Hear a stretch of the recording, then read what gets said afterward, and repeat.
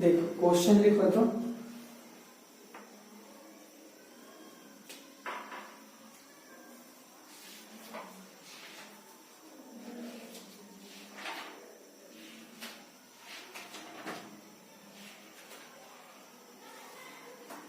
Question है 10 millilitre of ammonia was include and a tube या idiometry tube and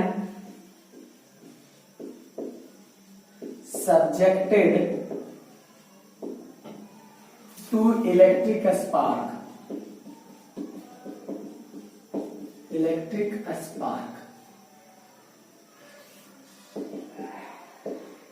The spark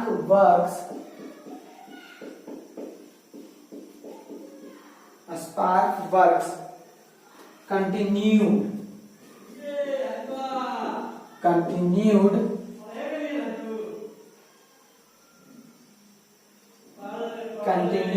till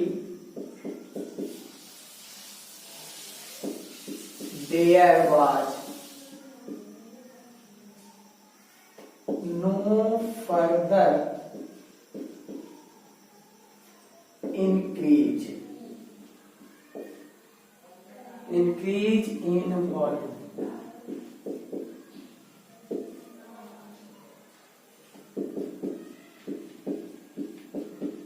The volume after sparking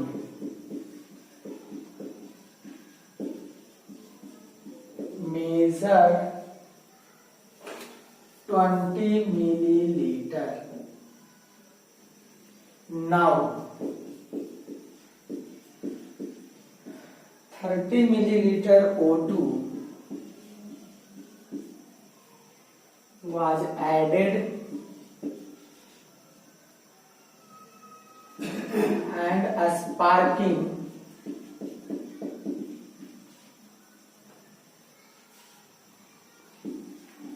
was continued. Again, the new volume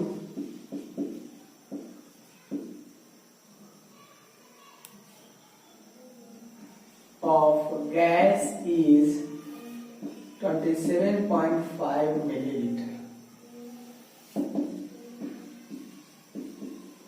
Find the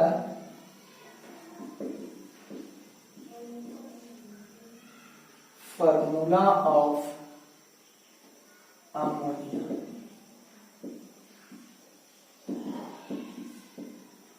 formula of ammonia, यहाँ पे ammonia लिख देना तो ammonia double M है ammonia.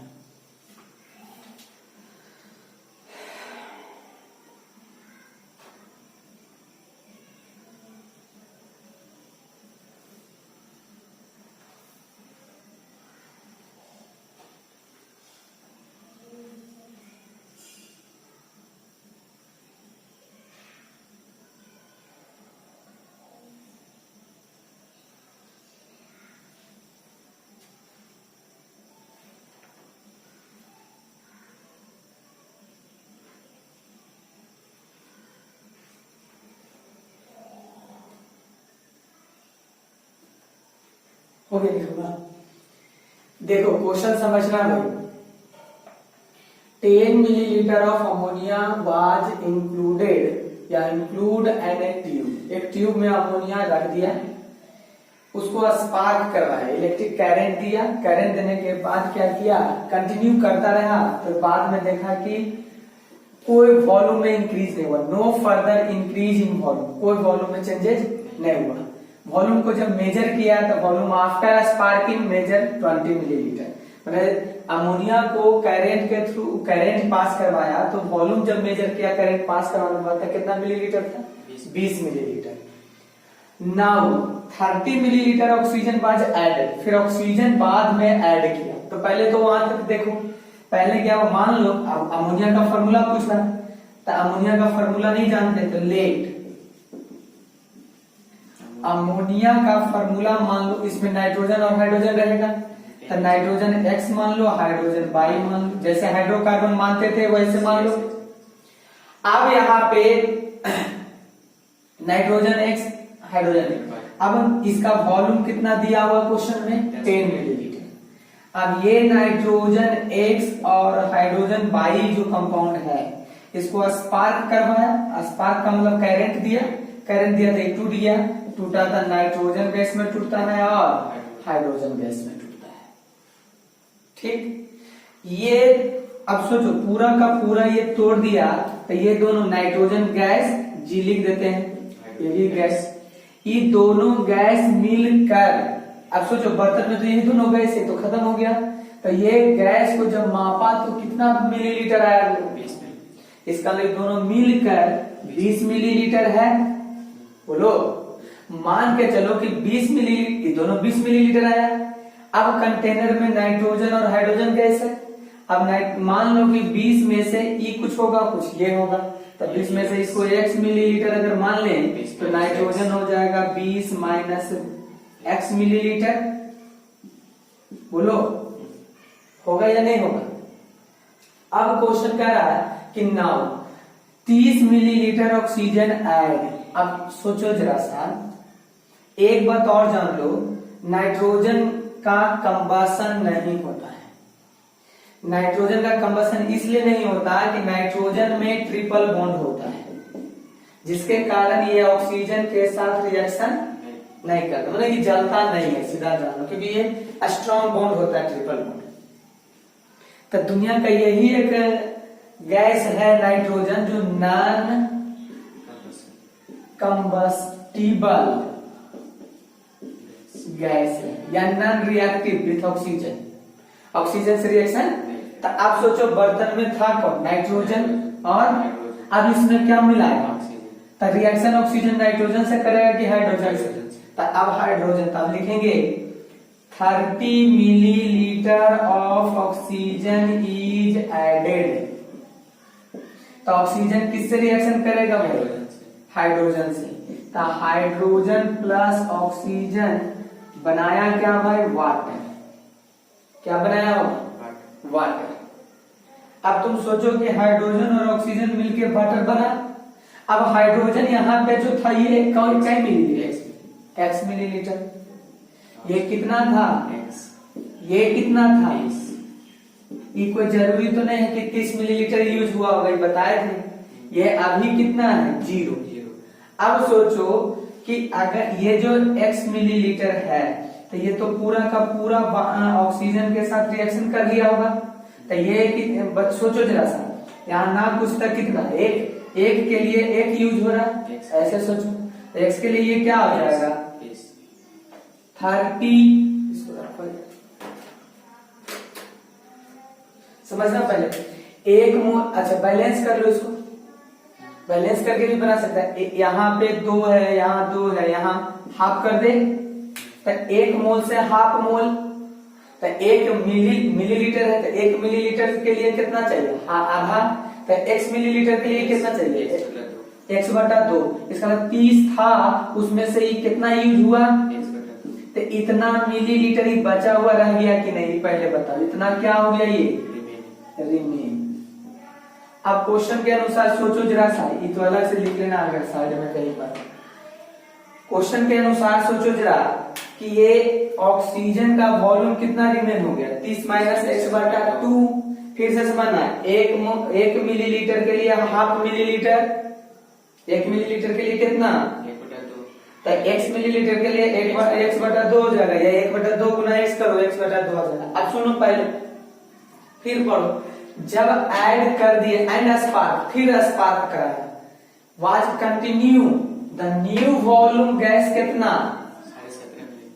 27 millilitre. अब तुम सोचो बर्तन में पहले जब तुम स्पार्क किया तो नाइट्रोजन और हाइड्रोजन था, जब ऑक्सीजन मिलाए तो ऑक्सीजन हाइड्रोजन के साथ रिएक्शन कर लिया, नाइट्रोजन को कुछ कर पाया, तो नाइट्रोजन तो इतना मिलीलीटर बचा हुआ है बर्तन में ना, अब इतना मिलीलीटर बचा हुआ है। और तुम सोचो जरा सा कि ये जो वॉल्यूम आया होगा वो बर्तन में क्या ऑक्सीजन मिलाने के बाद, तो ऑक्सीजन मिलाने के बाद कौन कौन गैस है सोचो, तो नाइट्रोजन जो है जो उधर, और हाइड्रोजन का, हाइड्रोजन तो रिएक्शन कर लिया ना जी, अरे हाइड्रोजन तो रिएक्शन कर लिया ना, तब बच कौन गया ऑक्सीजन, कितना बचा, तो यहाँ पे according to question volume of gas जो है 27.5 मिलीलीटर, ये जो वॉल्यूम है volume of nitrogen plus volume of O2,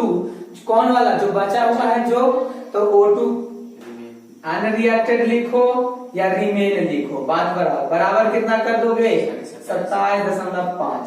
तुम सोचो नाइट्रोजन का वॉल्यूम N2 20 माइनस कितना x प्लस O2 कितना था 30 माइनस x बटा 2 बराबर 27.5।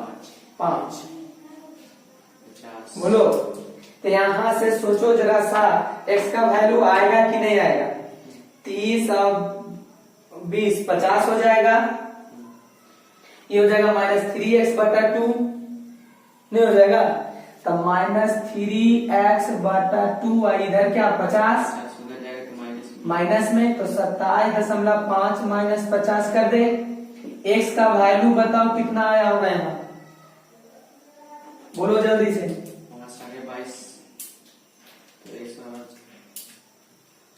44 कितना घटा के लाओ इसको, 22.5 तो 22.5 गुना 2 44 22.5 गुना 45 और 3 से कट जाएगा, तो ये आ जाएगा 15। x का वैल्यू कितना आया, अब x क्या माना था तुम, हाइड्रोजन का वॉल्यूम, तो 20 मिलीलीटर दोनों मिलके था, तो हाइड्रोजन अकेले 15 हो गया, तो नाइट्रोजन 5 हुआ कि नहीं हुआ, नाइट्रोजन अकेले कितना हो जाएगा 5 मिलीलीटर हो जाएगा। तो देखो यहाँ पे बताते हैं, तुम समझना पहले, यही क्वेश्चन था, अब समझ लो भाई, लिखा था क्वेश्चन बहुत आसान है।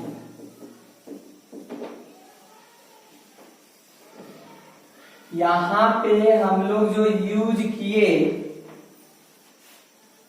देखो समझा, फिर से अब ये अमोनिया जो टूटा होगा नाइट्रोजन प्लस क्या हाइड्रोजन में, तो हाइड्रोजन कितना मिलीलीटर था पहले बताओ, 15x मिलीलीटर, और वो x मिलीलीटर अपना लोग कितना लाए, और ये नाइट्रोजन जो था 20 माइनस x, मतलब हो गया x का वैल्यू 15 बैठा है यहाँ, तो 20 माइनस 15 तक कितना मिलीलीटर 5 मिलीलीटर।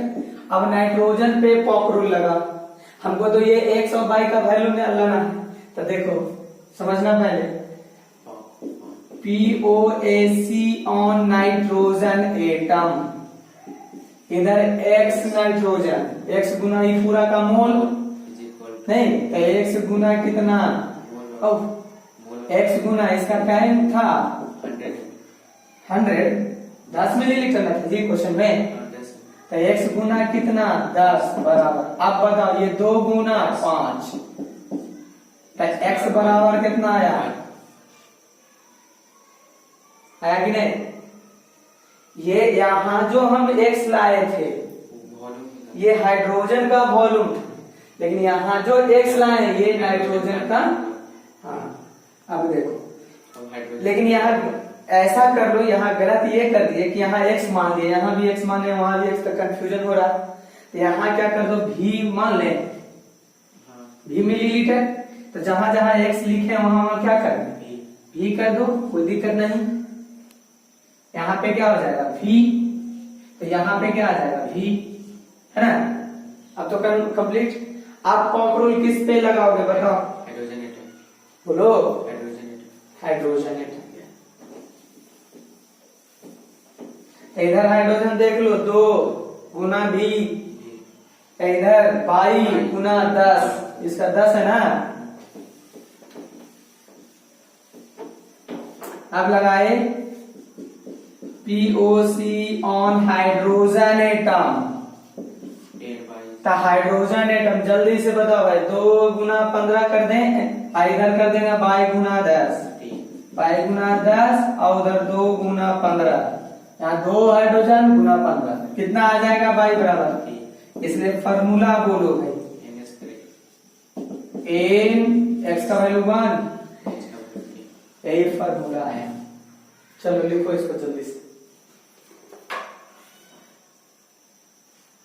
यहां पर लिख लिया था पहले, चलो लिखो जल्दी से।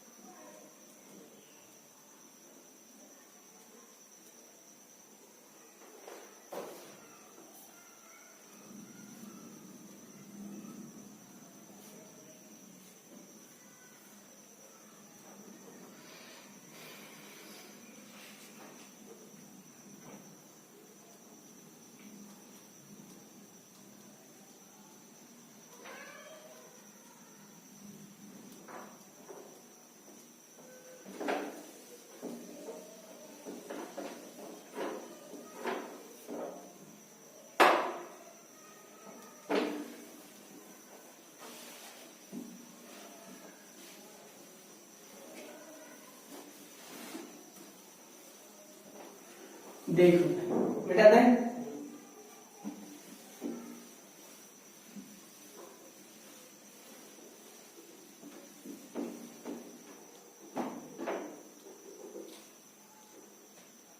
हेडिंग 2।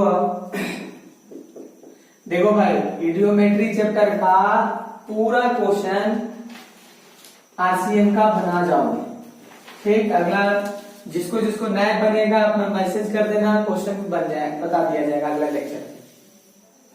ईडियोमेट्री पूरा, ठीक है। पेज नंबर कितना 66। देखो अब हम लोग पढ़ेंगे मॉलिक्यूलर वेट ऑफ मिक्सचर। पहले समझना, पहले कभी कभी क्वेश्चन आता है कि मिक्सचर रहेगा, जैसे दे देगा कि मान लो कि किसी, हाँ ये मॉलिक्यूलर वेट ऑफ मिक्सचर उसका बोल रहे हैं हम जिसका कि मतलब कंपाउंड जो है दिया हुआ है। जैसे मान लो कि A को मिला दिया, B को मिला दिया, जैसे मान लो ऑक्सीजन मिलाया, हाइड्रोजन मिलाया। अब ऑक्सीजन और हाइड्रोजन ऐसा नहीं, मतलब वो गैस मिलाया जाता है या वो कंपाउंड जो रिएक्शन ना करे लेकिन मिक्सचर बना ले, तो रिएक्शन ना करेगा मिक्सचर बना लेगा, तो उस केस में उस मिक्सचर का मॉलिक्यूलर वेट पूछेगा। जैसे अभी नाइट्रोजन और ऑक्सीजन, नाइट्रोजन रिएक्शन नहीं कर रहा था, ऑक्सीजन रिएक्शन, तो मिक्सचर का पूछेगा कि मॉलिक्यूलर वेट बताइए कि क्या होगा। हो सकता है ऐसा क्वेश्चन देगा। तो यहाँ पे मॉलिक्यूलर वेट निकालने का तरीका क्या है, ऐसे देखो। अगर मान लो सपोज करो कि अगर कोई कंटेनर मान लो और उस कंटेनर में A नाम का कंपाउंड है और क्या B, मान लो कि इसका वेट दिया हुआ है W1 ग्राम, क्या दिया हुआ है W1 ग्राम, या WA भी मान सकता है। इसका वेट दिया हुआ मान लो कि W2 ग्राम, ठीक। तब वेट ऑफ मिक्सचर बताओ कितना हो जाएगा, W weight of A plus weight of क्या B, मतलब कहने का हुआ कि W1 प्लस W2 हो जाएगा। ये वेट ऑफ क्या मिक्सचर। अब समझना पहले कैसे कैसे निकालते हैं। हमको निकालना क्या है, मॉलिक्यूलर वेट, ना कि वेट। वेट नहीं निकालना, हमको निकालना क्या है मॉलिक्यूलर वेट। तो तुम सोचो जरा सा कि अगर मान लो कि इस क्वेश्चन में अगर ऐसा रहता कि A और B है, इसका मोल दिया हुआ है N1, इसका मोल दिया हुआ है N2। मोल N1 मोल है, N2 क्या मोल है, तो ये मोल दिया हुआ है। अगर ये मोल दिया हुआ है तो तुम सोचो जरा सा लेट। अच्छा एक बात बताओ, वेट मिक्सचर का निकालना अगर रहेगा तब वेट निकालना पड़ेगा, तब वेट बराबर फॉर्मूला होता है, देखो इधर, mole is equal to weight by molecular weight. तब वेट बराबर हो जाएगा मोल गुना क्या, तब मोलिकुलर वेट मालूम होना चाहिए इसका कि नहीं, इसका मोलिकुलर वेट मालूम होना चाहिए कि नहीं। तो चलो इधर ही लिख देते हैं कि इसका लेट मोलिकुलर वेट ऑफ ए मान लो m1 और मोलिकुलर वेट ऑफ बी मान लो m2। बोलो, मोलिकुलर वेट ए का मान लिए m1 और मोलिकुलर वेट बी का मान लिए m2। अब तुम सोचो वेट बराबर क्या आ जाएगा, मोल गुना। अब बताओ ए का मोल कितना दिया हुआ है, अब मोलिकुलर वेट कितना, तो n1 इंटू m1 हो जाएगा वेट, होगा कि नहीं। तो ए का वेट लिखना अगर रहे, सपोज करो कि वेट ऑफ ए लिखना रहे, तो मोल इंटू मोलिकुलर वेट होगा, तो मोल इसका n1 और m1 होगा, होगा कि नहीं। अच्छा वेट ऑफ बी लिखना रहेगा तो m2 हो जाएगा, और वेट कौन सी में आएगा, ग्राम में। चलो ठीक, अब ध्यान से समझना पहले। अब उसी तरह से तुम सोचो कि वेट ऑफ मिक्सचर, तो तुम सोचो कितना मोल मिला हुआ था, कितना मोल n1 और तो टोटल। अच्छा इसमें ही कोई जरूरी नहीं कि ए और बी ही रहेगा, हो सके 10 को दे दे, यहाँ 2 ही माने हम लोग, हो सके ए बी सी डी सब दिए रहे तो सबका निकालेंगे इस तरह से वेट। अब बताओ कि यहाँ पे टोटल मोल कितना मिक्सचर का हो जाएगा, अगर तब मिक्सचर का टोटल मोल इतना। अब मिक्सचर का वेट बराबर बताओ, तो फार्मूला तो वही रहेगा मोल गुना, तो ये जो मोल होगा मिक्सचर का, अगर वेट निकालते हैं मिक्सचर का तो mole of mixture into molecular weight of mixture. तो यहाँ पे वेट ऑफ मिक्सचर बताओ क्या होगा, तो mole of mixture, mole of क्या मिक्सचर इंटू क्या हो जाएगा मोलिकुलर वेट ऑफ क्या मिक्सचर। अब तुम सोचो मोल ऑफ मिक्सचर तो पता चल जाएगा, टोटल मोल कितना n1 plus n2 into molecular weight of mixture होगा।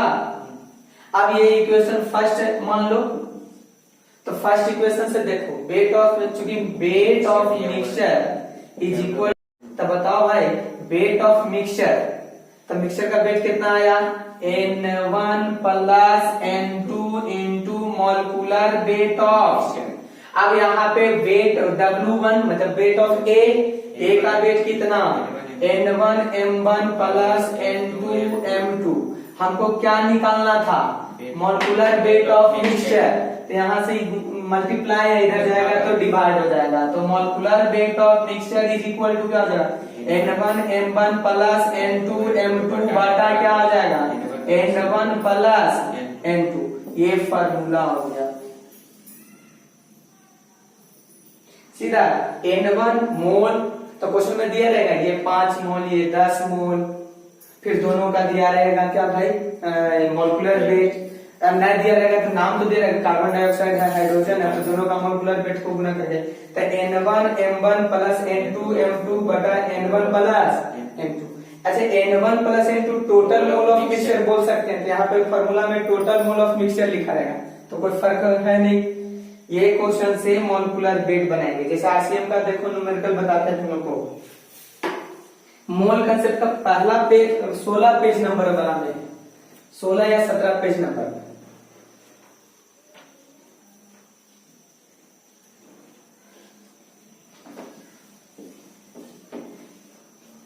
चलो लिखो इसको, पहले इसको जल्दी से लिखो।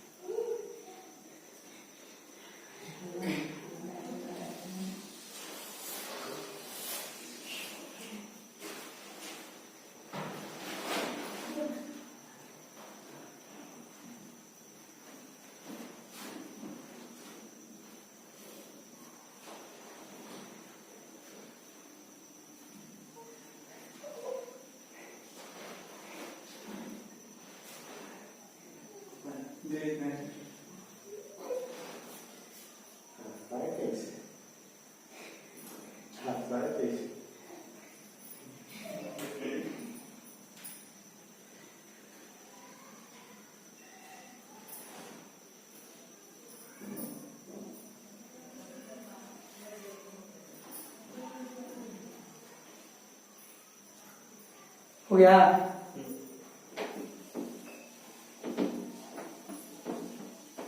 सीधा फॉर्मूला याद रखना, मोल है ना, टोटल वो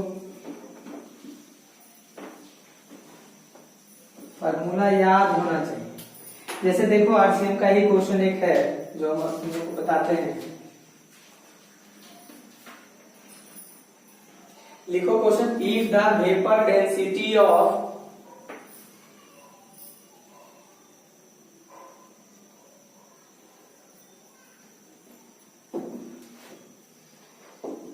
if the vapor density of mixture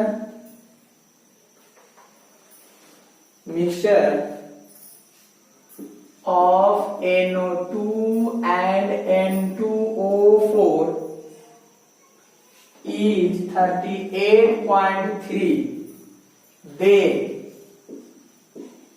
find the